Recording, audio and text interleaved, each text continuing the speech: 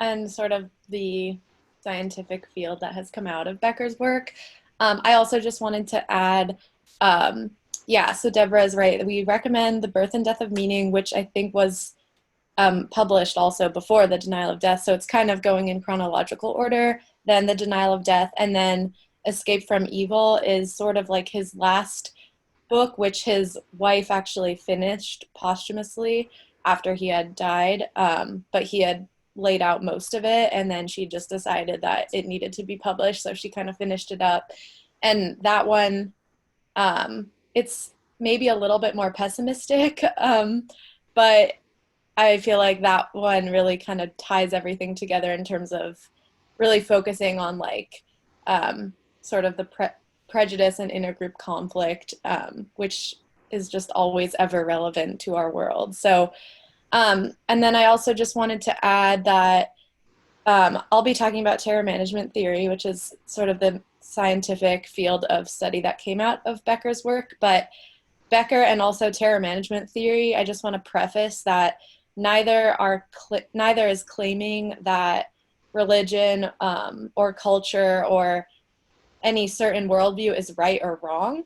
It's simply saying that a big function of those worldviews is to help us come to terms with our death anxiety and sort of make sense of our reality. But of course, neither Becker nor terror management theory can make any of those existential claims about what is and what isn't, true in the after we die realm, because none of us will really know till we get there. So I just want to preface that it's not really about making those claims of something being true or validated. It's more about how it's functioned in our society and what he's observed about that. And then the empirical research that has sort of supported that idea too. So I'll get into that right now. So terror management theory is was developed in the mid 80s, and it was developed by three social psychologists: Jeff Greenberg, Sheldon Solomon, and Tom Pazinski. Their main claim that they were testing, which is basically Becker's thesis, is that awareness of mortality drives us to invest in cultural worldviews, whatever that they may be for that individual, that culture. And that allows us to believe that we're playing an important role in a larger picture of meaning.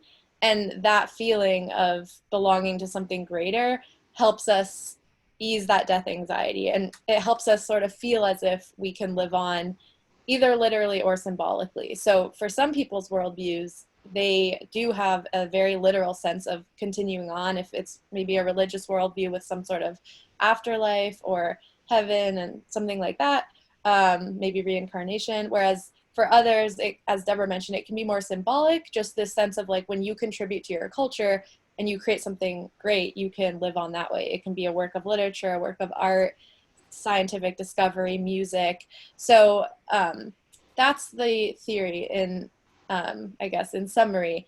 And the key components, just to summarize again, so it's having that cultural worldview, but then the second sort of major part of that is the self-esteem that we get from those worldviews. Because it's not enough to just have a worldview all by yourself if no one else invests in that same view, because then you're all by yourself and you're not getting that validation and that feeling of sort of like that this is some part of something larger. And so that's also why the theory argues that it's so hard for differing worldviews, groups with differing worldviews, to get along, because sometimes just the existence of a different worldview than our own can be very threatening, because it begs the question, well, which one is right? And sometimes it's hard to kind of reconcile. Everyone wants their own view to be kind of the correct view of reality.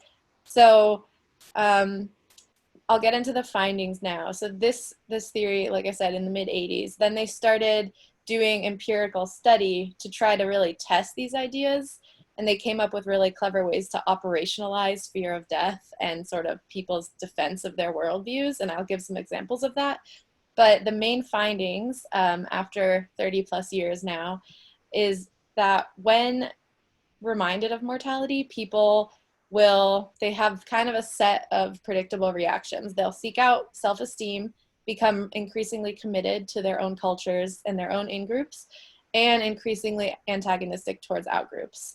And sort of, it can be a combination of those, one or more, kind of depends, but those are the overall reactions and results. And they have now been replicated in over 1,000 studies in also over, I believe, 25 or 30 countries and counting by many different researchers, not just people sort of in the original research crowd. So that's also really corroborated by separate researchers, which is cool. So just to explain quickly how those studies work, what they'll do is they'll remind people of mortality in some way, to see, so it could be very direct, but it can also be a little more subtle. So direct reminder might be asking people to sort of journal about death.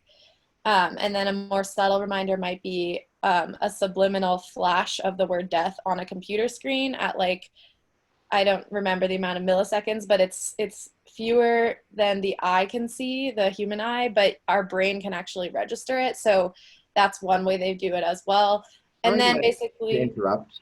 I yeah, just go want ahead. to, just regarding the test, are they, because this will lead into a question I have later on, when they're coming in for the test, Yes. are they made aware that they'll be subtly or otherwise informed of their mortality, or are they not told what the purpose of the test is? That's a very good point. So obviously with the more really good question also ties into a big part of the theory that I need to talk about too, which is sort of the conscious versus unconscious. But yeah, that's a really good question. So if it's like a subtle or subliminal prime, obviously they're not told because it's sort of in the background. But if it's going to be that direct, um, like journaling about death, they're not told before any of the studies that the researchers are interested in mortality, because what happens is that can confound the natural reactions one might have. But what they usually are told is that that the researchers are interested in like personality variables and political opinions and religious opinions or whatever the outcome variable is. And so with those journaling exercises, they're usually presented as, oh, this is a new type of personality test where journaling about this topic can tell researchers about yourself or something. And so then the question is sort of phrased in like, it's like under the guise of like, this is a new way to learn about you, not like, oh, we're really interested in death. Naturally though, just being asked to journal about death, some people might start just kind of wondering what's this about. So usually after, what happens is that questionnaire will be among many different questionnaires also about personality. So sort of like distractor tasks, they call them, to just kind of keep up the guys and to just kind of also provide a little bit of delay. So it's not like journal about death. Okay, now how do you feel about politics or something like that? So there's almost always this sort of either a distractor task, a delay of time before they go on to answer the questions that the researchers are interested in, or if it's more subliminal, like the word flashing on the screen, or sometimes they ask people their opinions when they're like standing near a funeral home. So it's like death is salient, but not as conscious. So that's to answer your question. Yeah. So the goal is that people are not explicitly aware, and the reason for that is because throughout the research of terror management theory over the years, they've discovered that there are really two distinct types of responses people can have to mortality. So I went over the main findings. Like I said, it's like people seek out self-esteem, they become committed to their own cultures and in-groups. But all of that is sort of under one umbrella, and that's when you're not necessarily actively thinking about death, but it's kind of like an underlying threat. Like you were reminded of it recently, or like I said, you kind of like drove in front of the cemetery and it's a little bit on your mind, but you're not like, oh, I'm thinking about when I'm going to die, that kind of thing. But when death is conscious, people have a very different reaction. It's not the worldview defense, as they call it.